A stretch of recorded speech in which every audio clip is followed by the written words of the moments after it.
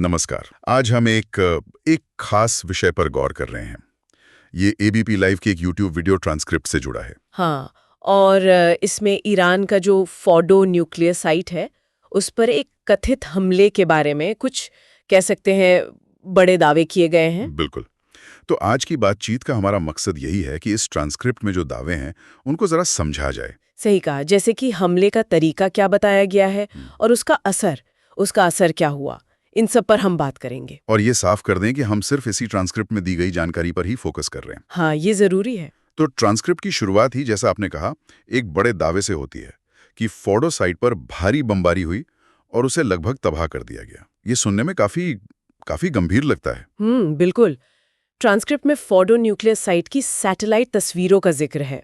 अच्छा, सैटेलाइट तस्वीरें। हाँ, और कहा गया है कि उनमें 6 बड़े निशान दिखे हैं और इसी बिना पर मतलब ये नतीजा निकाला गया है कि वहाँ शायद 6 से ज़्यादा GBU-57 बंकर बस्टर बॉम्ब गिराए गए। GBU-57, ये तो वो खास बॉम्ब है ना जो जमीन के अंदर के ठिकानों के लिए होते हैं। बिल्कुल, ये कोई आम बॉम्ब नहीं है।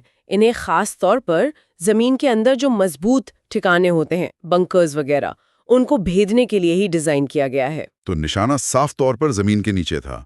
और सिर्फ बमों की संख्या ही नहीं, ट्रांसक्रिप्ट में विस्फोटक की मात्रा का भी जिक्र है। हाँ, दावा है कि 15 टन से ज्यादा बारूद इस्तेमाल हुआ। 15 टन, ये तो वाकई बहुत बहुत बड़ी मात्रा है। सही कहा। और इस दावे की खासियत यही है कि ये बहुत विशिष्ट है।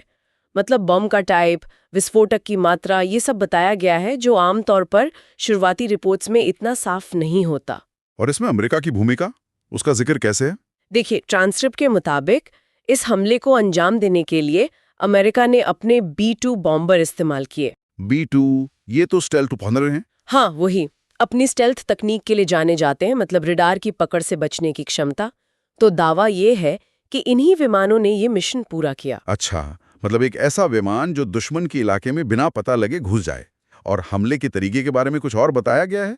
ऊंचाई वगैरह? हाँ, उसमें बताया गया है कि B-2 बॉम्बर ने करीब 50,000 फीट की ऊंचाई से ये GBU-57 बम गिराए। 50,000 फीट?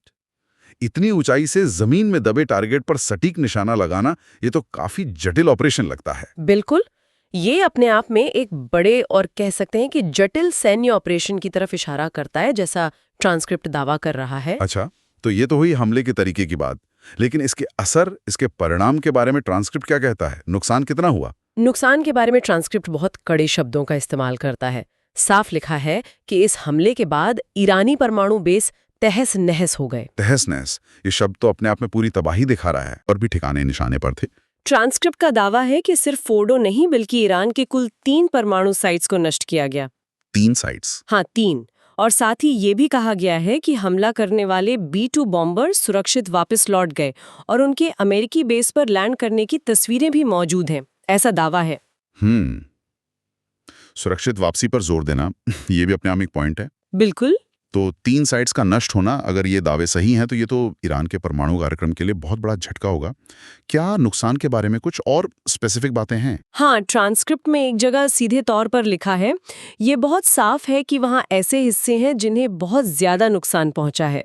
बहुत ज्यादा नुकसान? हाँ, और सिर्फ इमारतों को ही नहीं बल्कि ईरान के परमाणु कार्यक्रम से जुड़े दूसरे अहम पहलुओं को भी निशाना बनाने का दावा है। जैसे कि क्या मतलब है इसका? जैसे कि उनके वैज्ञानिकों को खत्म करना, सेंट्रीफ्यूज बनाने वाली फैक्ट्रियों को तबाह करना। सेंट्रीफ्यूज यानी वो मशीनें जिनसे यूरेनियम एनरिचमेंट होता है। हाँ, बिल्कुल, जिनसे यूरेनियम को परमाणु ईंधन या हथियार बनाने लायक स्तर तक समृद्ध किया जाता है। और इसके अलावा जो एनरिचमेंट साइट्स हैं जहां ये काम होता है, उन्हें भी खत्म करने का दावा है। तो मतलब सिर्फ ढांचा नहीं, बल्कि जो जानकारी है, जो क्षमता है, उस पर भी हमला। नतांस का भी जिक्र है इसमें? हाँ, बिल्कुल। नतांस परमाणु स्थल को भी निशाना बनाने और उसे खत्म करने का जिक्र ट्रांसक्रिप्ट में है। अच्छा। जबकि फोर्डो के बारे में खास तौर पे ये कहा गया है कि उसे बहुत ज्यादा नुकसान हुआ। तो कुल मिलाकर ये ट्रांसक्रिप्ट एक ऐसी तस्वीर पेश करता है जिसमें ईरान का परमाणु कार्यक्रम गंभीर रूप से कह सकते हैं कि पंगु हो गया है। तो अगर हम इस पूरी जानकारी को समेटें, तो ये ट्रांसक्रिप्ट दावा कर रहा है कि फोर्डो पर एक बड़ा हमला हुआ, जिसमें खास तरह के हथियार जैसे GBU-57 और खास विमान B-2 इस्तेमाल हुए। सही। और इसका नतीजा सिर्फ फोर्डो तक ही नहीं रहा, बल्कि नतांज जैसे दूसरे ठिकाने, वैज्ञानिक और उत्पादन क्षमताएं, ये सब भी कथित तौर पर नष्ट हुई। जिससे एक व्यापक नुकसान का दावा किया जा रहा है। ये स्रोत जो है ये हमले और उसके नतीजों के बारे में बेहद खास और कह सकते हैं कि सनसनीखेज दावे कर रहा है। यहाँ एक सोचने वाली बात ये उभरती है कि इस तरह की घटनाओं से जुड़ी जो रिपोर्टिंग होती है, चाहे वो किसी भी पक्ष से आए, हाँ, वो जानकारी के पूरे माहौल पर और जो भू राजनीतिक तनाव हैं, उन पर आखिर कैसा असर डालती है। ये एक अहम सवाल है जिस पर शायद आगे भी गौर किया जा सकता है।